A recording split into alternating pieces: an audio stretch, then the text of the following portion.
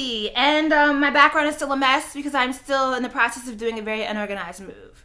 I am trying to get it together here. So, my video last Monday was a big hit. The whole Curly Nikki, white women, and the natural hair community, troll on, girl. And I really had avoided talking about that whole issue because I feel like every time I address these things that are issues in the natural hair community, I get accused of being negative.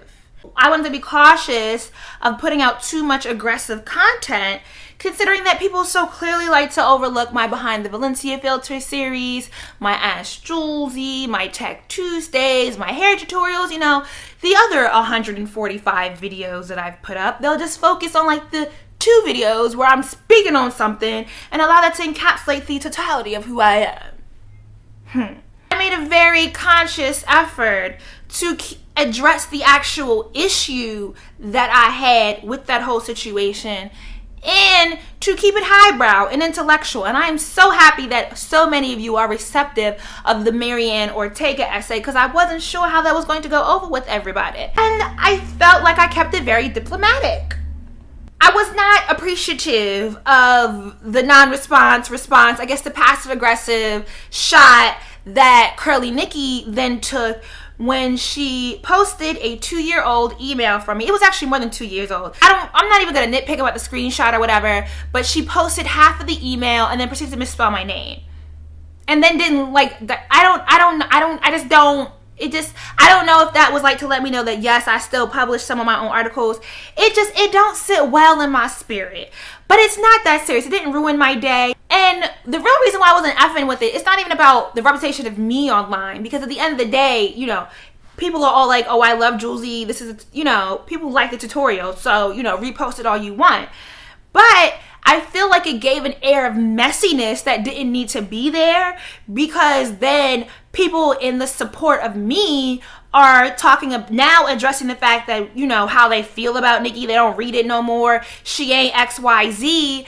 And that wasn't the direction that I wanted the conversation to go in. And so I'm now watching my smart brown girls take offense for me, and it gets messy. It doesn't add any productivity to a conversation. And I feel like not even just in this singular instance, but I feel like this has been pretty consistent amongst this whole discussion in the natural hair community. And I'm not even gonna say this is a symptom of the natural hair community because I do live in a bubble here, but it's just been a symptom of the internets, in that the dissolution of being able to have a conversation where a productive, highbrow, respectful conversation where 2 people do not agree. I come from the school of Christopher Hitchens. I am a big fan of a man who I rarely agreed with. But what I loved about him was his highbrow wit and snark and intellect and ability to have conversations that were very personal and where people could be very easily offended, but be able to get across a point that even if you didn't agree with it, it made you stop and think. What I think is great about it is it really allows you to reaffirm your morals and where you stand. I don't live in a world where all my friends agree with me. I don't keep yes people around me. The beauty in my friendships is that I've been able to call my friends who, like my Deuce, who's like the polar opposite of me, and I can call her and ask her about something, and I trust her opinion because I know she's not gonna just tell me what I wanna hear. And I feel like we could be so much further along and so much more productive. Like, think about like events, right? Natural events. There's always a panel. Like, and I just be feeling the panels are just so dry. Like, how many times do we sit on a panel about getting started in the natural hair community, or do men like your natural hair, or the perfect wash and go, or what? I don't know. Yeah, no.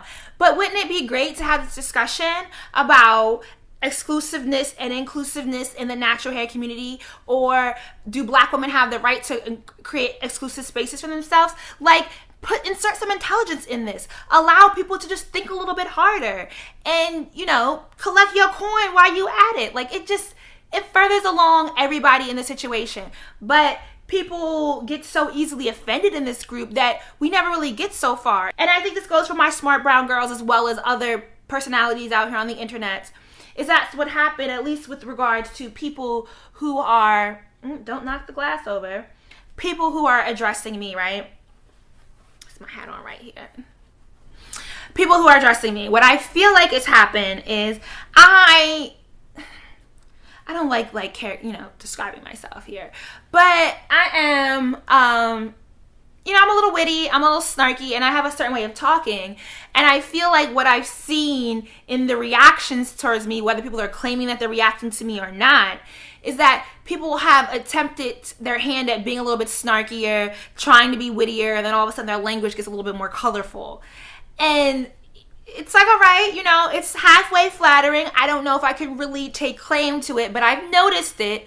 And I don't feel like those characteristics are really suitable on personality types. And I feel like, as far as like this idea of throwing shade, right? I don't throw shade. I might wave a light palm tree branch like it's Palm Sunday, every once in a while. It just happens. I'm just fanning myself.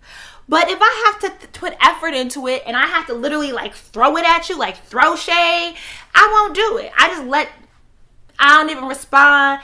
I just let it go. So if you one of them people that has to think, like you have to come up with something witty to say, like you got to sit down and think about it before you throw your shade, girl, it's not for you.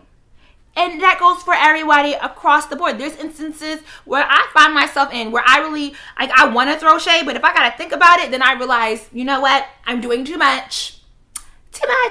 So I'm going to have a seat right now and I'm going to remove myself from this conversation. Or probably remove the person that I feel like I was going to throw shade at because it's my YouTube channel. So I can do that. XO, bye. I just do wish, and this is something that I have to work on as well, that we could be more productive in having conversations where the two parties don't agree. In disagreements. People just get so finicky around a debate or opposing views, and then all of a sudden it has to be this beef. I don't have beef with anybody on the internet. Ain't near nobody, especially out of this YouTube space, that I'm beefing with. It might be people who I don't particularly care for, but I don't engage them. I don't need to turn you against them. I don't need to have you tell me that you don't watch or read or do whatever with them anymore. That's not the point. I don't put out videos because that leads into messiness. And I don't want any of my smart brown girls to engage in messy behavior. So we have to be able to have conversations with people about topics, whether we agree with each other or not, without calling somebody out their name, without threatening someone, demeaning someone's character, telling them that they stupid. I mean, the stupid one is hard. I feel like telling you you're doing too much is not calling you stupid. I'm not going to call you out of character right now. I'm not going to do that. I might tell you that, I ain't got time for this today, so you could just stay blessed. And I'm going to stay unbothered.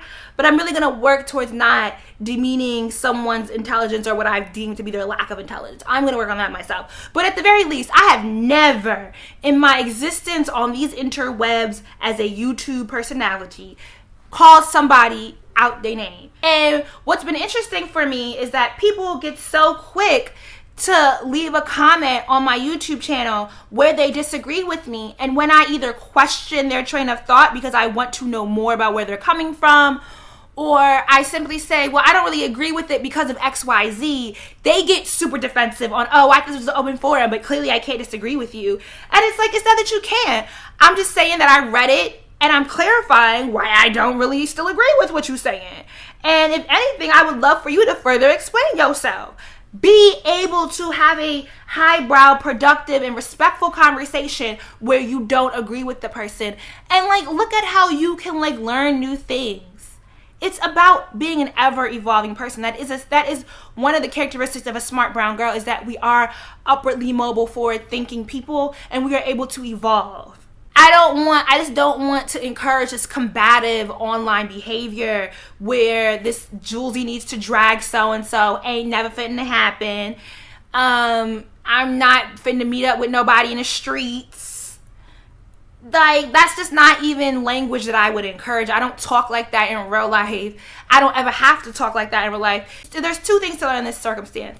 Is that one, this messy kind of language and this aggressiveness and this combativeness derails productive conversations, because people will then hone in on that because they don't really want to address the topic at hand because they don't want to think about it. But with regards to my crew of smart brown girls, we're not going to allow people to derail our conversations and to derail or demote or deny our intelligence because we're using combative and aggressive and messy language on the interwebs. We're going to keep it cute and you can shade a person ever so lightly. Because the second thing to learn is what really gets under people's skin is when you don't give them any reaction. Trust and believe, every comment I've ever left on here, I am talking in the most monotone and wispy of voices. Stay blessed while I stay unbothered, and have a wonderful day. It's really not even that serious. You mad, doggy? 'Cause I'm not. I guess I can only ever support other people with baby hairs, huh?